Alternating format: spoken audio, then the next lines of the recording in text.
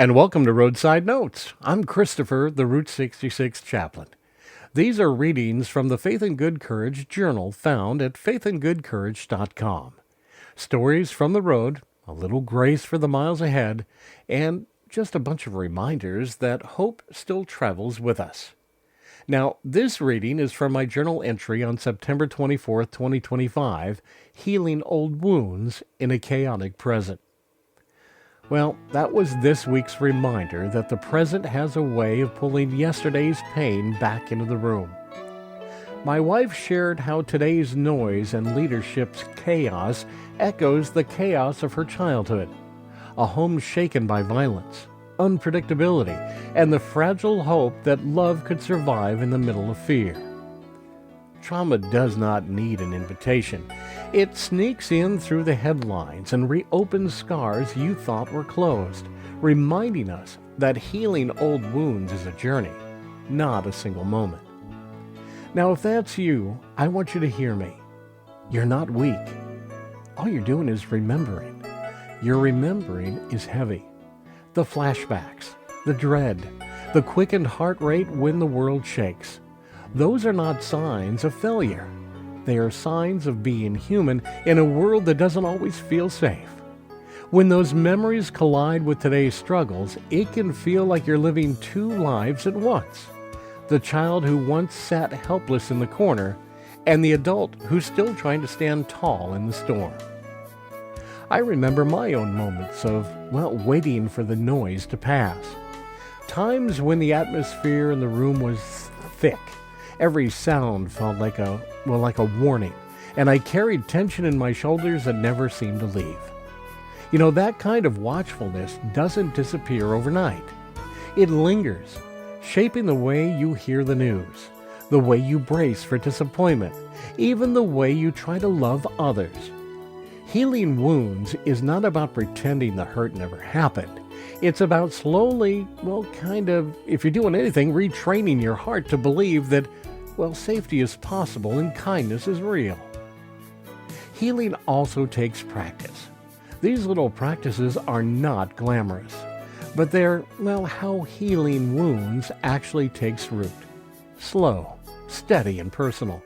For some, it looks like prayer whispered through clenched teeth until peace finally loosens its jaw.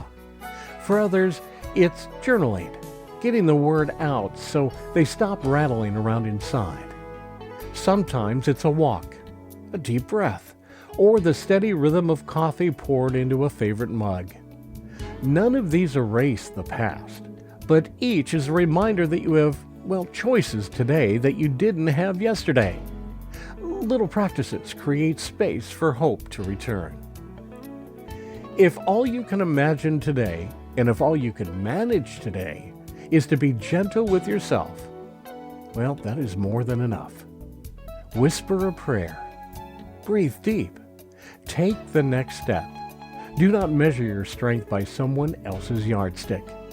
The fact that you're here, reading this and hearing this, still standing despite all of it, it's proof of your courage. You are not broken. You are brave for still standing. And for those who love someone carrying these invisible wounds, be patient, be steady, be kind. Healing is not a straight line, and it rarely keeps a schedule. Sometimes the most powerful gift you can give is a quiet presence and a gentle word. You're not alone. When compassion is steady, old wounds don't vanish, but they begin to scar over in ways that, don't quite sting quite as sharply. This is the heart of community, reminding us and each other that the noise does not get the last word. Love does. The diner booth, the journal page, the whispered prayer, they all become small altars of healing when chaos once reigned. This is how hope grows back, not in one giant leap, but in faithful inches shared with each others who care. In reflection, wounds, they do not heal by pretending that they never happened. They heal when love and gentleness keep showing up in the chaos we once lived. If today feels like too much, Let kindness be louder than the noise. You made it this far, and with hope, you will make it one more day. And if you carry someone else's pain besides your own, remember this: your patience may be the shelter that they have prayed for, and one more way of healing old wounds becomes possible in our community. Travel well, my friends. Have faith and good courage.